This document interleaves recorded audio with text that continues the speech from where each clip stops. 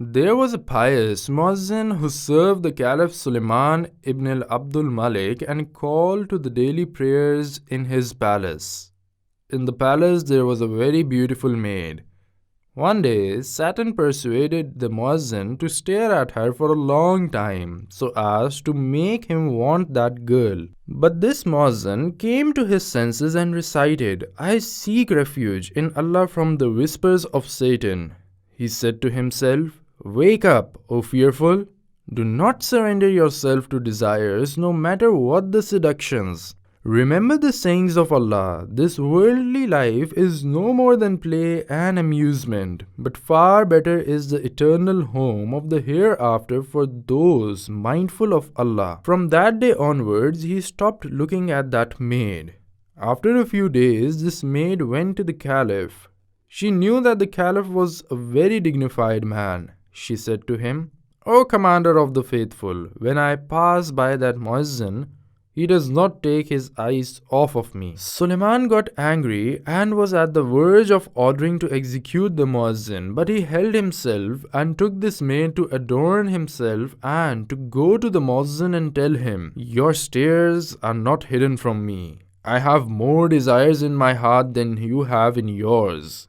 If you have any desire, I can give you anything that you wish." This Commander of the Faithful is not vigilant.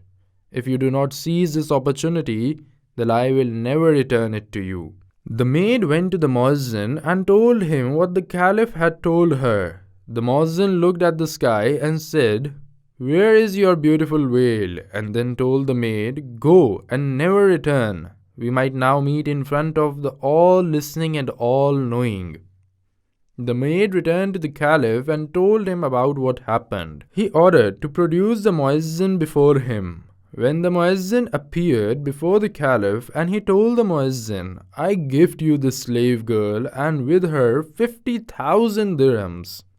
Muezzin said, "I swear to Allah that I have sacrificed my desire for her when I saw her for the first time, and I have made her desire a deposit with Allah. I will be embarrassed to ask for what I have already deposited with Allah." Suleiman tried his best to persuade the Muezzin to take with him the slave girl and the money, but he could not convince him. When the Muezzin left, Suleiman told his people, "Had this Muezzin not held on the fear of Allah and fell for this woman and surrendered to the Satan, I would have beheaded him, but Allah protected him from evil and my wrath." Suleiman was amazed by this Muezzin and talked widely of this man's courage to beat the Satan.